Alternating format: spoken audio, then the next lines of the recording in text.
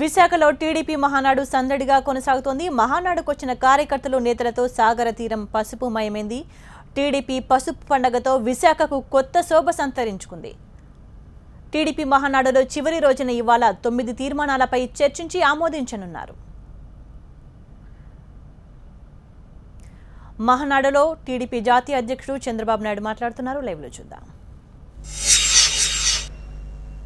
అన్ని టెక్నాలజీ యువత ఇన్వాల్వ్ అయ్యారు. ఒక్క విషయం గుర్తుపెట్టుకోవాలి, టెక్నాలజీ ఎంత ముఖ్యమో మనిషి మమేకం కావడం కూడా అంతే ముఖ్యం. కమిట్మెంట్ ఉండాలి, పబ్లిక్ రిలేషన్స్ ఉండాలి, యాక్సెస్ ఉండాలి. ఈరోజు మీరంతా ఉన్నారు, మీకు నేను టెలిఫోన్ చేయొచ్చు, లేకుంటే మెసేజ్లు ఇవ్వచ్చు. నిన్న అర్ధగంట మీ మధ్యలో వచ్చినప్పుడు మీలో ఉండే ఆనందం, నాకు కలిగిన తృప్తి ఇంకా దేంట్లో రాదు. ఈ విషయం కూడా మీరు గుర్తుపెట్టుకోవాల్సిన అవసరం ఉంది. దీన్ని అందరం కూడా అనుసంధానం చేసుకోవాలి. టెక్నాలజీ జీవితాన్ని సులభం చేస్తుంది, అవసరాలు తీరుస్తుంది, కష్టాలు తీరుస్తుంది. మానవ రిలేషన్లు, సంబంధాలు ఆనందాన్ని ఇస్తాయి. శాశ్వతంగా మనం హ్యాపీగా ఉంటాం.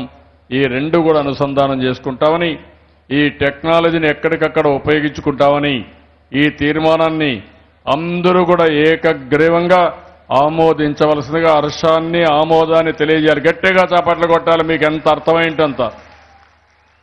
Okay, thank you.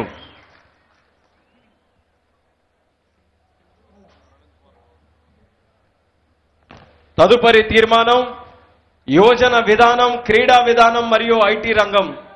ఈ యొక్క తీర్మానాన్ని ప్రవేశపెట్టడానికి ముందుకు వస్తున్నటువంటి వ్యక్తి తాత మరియు తండ్రి వారసత్వాలనే కాకుండా తన జవసత్వాలతో ప్రస్తుత కాలమాన పరిస్థితుల్లో కార్యకర్తల సంక్షేమం ఒకవైపు, తెలుగు ప్రజల సంక్షేమం మరోవైపు రెండు కన్నులుగా మలుచుకొని యువ రక్తంతో ఉరకలేసే ఉత్సాహంతో ప్రజలకు సేవ చేయడానికి తనదైనటువంటి శీలిలో దూసుకుపోతున్న నవయుక్తి, యువశక్తి మన ప్రధాన కార్యదర్శి రాష్ట్ర మంత్రివర్యులు మన నారా లోకేష్ అన్న గారు.